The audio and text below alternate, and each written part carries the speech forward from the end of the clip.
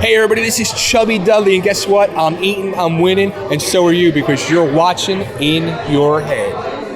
This is handsome Jackie Jones here with another, I have to admit, a more handsome man than me, Joel Guertin. Don't feel bad about that either, you know what I mean? This is, this is rarefied air when it comes to being handsome, being gorgeous, being appealing, being sexually stimulating. It's not easy looking this good, but I do try my best. And you are. It was a very hairy man too. Hirsute.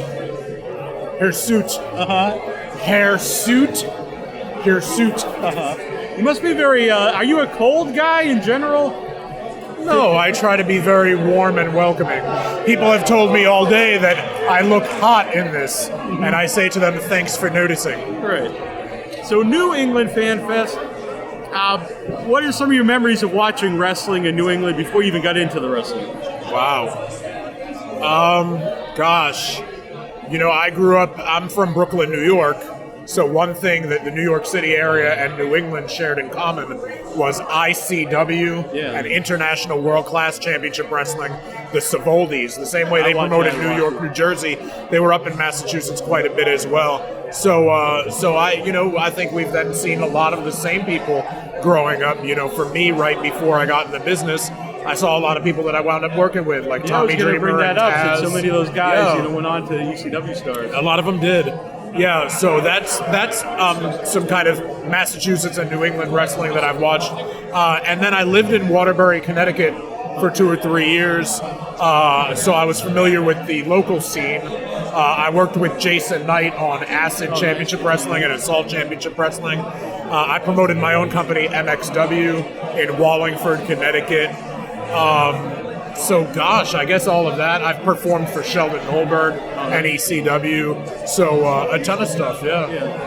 Jason Knight's interesting because when I interviewed him, I was expecting more like his character, but he's like the exact opposite. In fact, I don't think he didn't want me to call him the sexiest man alive or anything like that. 'Cause I don't think he liked the gimmick actually. I can see that. Jason at times can tend to be very kind of quiet, polite, humble, reserved, thoughtful, pensive. So I could see that for sure, yeah. So how did you get into ECW? I know you've probably told this story, but I just asked for the job, literally. I went up to Paul. We had a mutual friend. I was an admirer of his work for years. He had a show coming up nearby to where I was going to college. And I just said, I don't know if your regular ring announcer or timekeeper from Philadelphia is going to be making that trip. But if they're not, and if you need somebody, I'd be more than happy to, work and audition, whatever it was that I said, and whatever it was resonated with him, and he kind of took a second and he looked at me. He was like, "You want it?" I was like, "Yeah." He's like, "You got it. Be there by 5." And 5 turned into 5.25 years of some of the most blessed and beautiful times that I've ever had in my life. How did you transform into Joel Gertner that we know today? Because you were just like a basic guy when you were first there.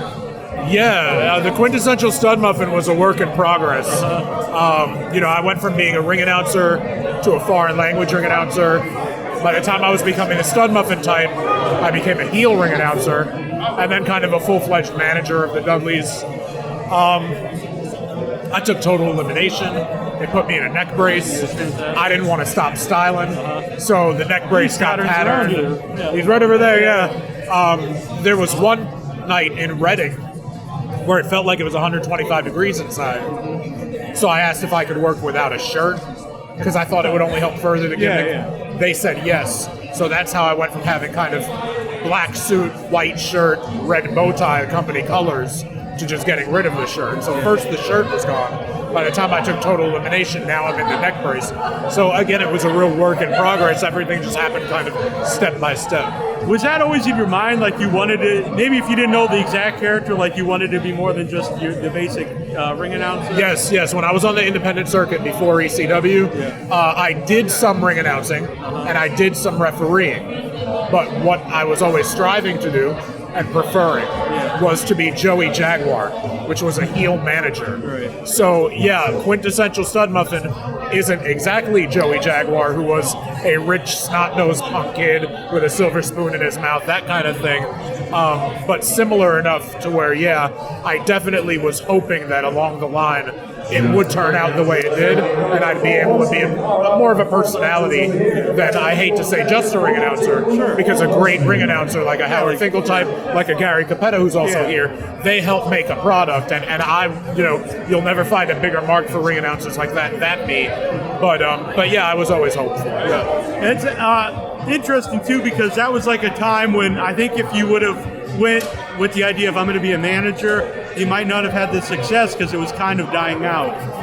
Yeah, the Wrestling Observer, they do their annual awards. And right after me being a year or two into being an ECW and being eligible and being a manager, they did away with it, and there was no more Manager of the Year. That's how kind of sparse it was. It was really, aside from me, ECW there was me and Fonzie there as far as male managers, and then maybe, depending on what year it was, you had a Teddy Long or Sonny Ono or something like that. But there really were only a handful of male managers nationwide, whereas in a thriving territory like Crockett, there used to be a handful just there. Yeah. There was another handful up north. So, it was a dying art. But thankfully now, it doesn't matter. If you can talk, it doesn't matter anymore whether you're a guy or a girl or now a guy again, you know what I mean? Yeah. It doesn't matter who you are. If you can talk and you bring that to the table, then it's only an asset as far as what you've got. So, do you have any memories of your time in TNA? Was that a fun time? Or? It was a brief time, but it was a fun time. Yeah. I did a couple of shows for them. Some of the first couple shows they had in their weekly pay-per-view days.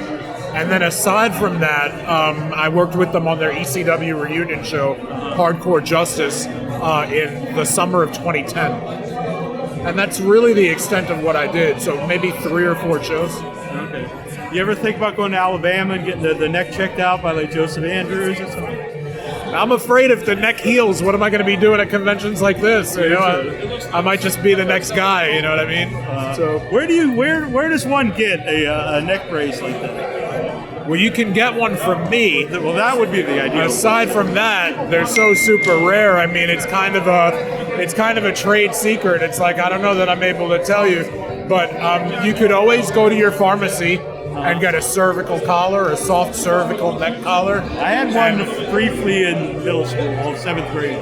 Yeah, if you wanted to make a replica, you could get a soft cervical neck collar, and you could buy one of these stockings. Thinking of becoming and buy a bow tie. A Joel Gertner cosplayer. Hey man, don't let me try to stop you. Don't threaten me with a good time. I'd love to see you as Joel Guertin. Pretty sweet.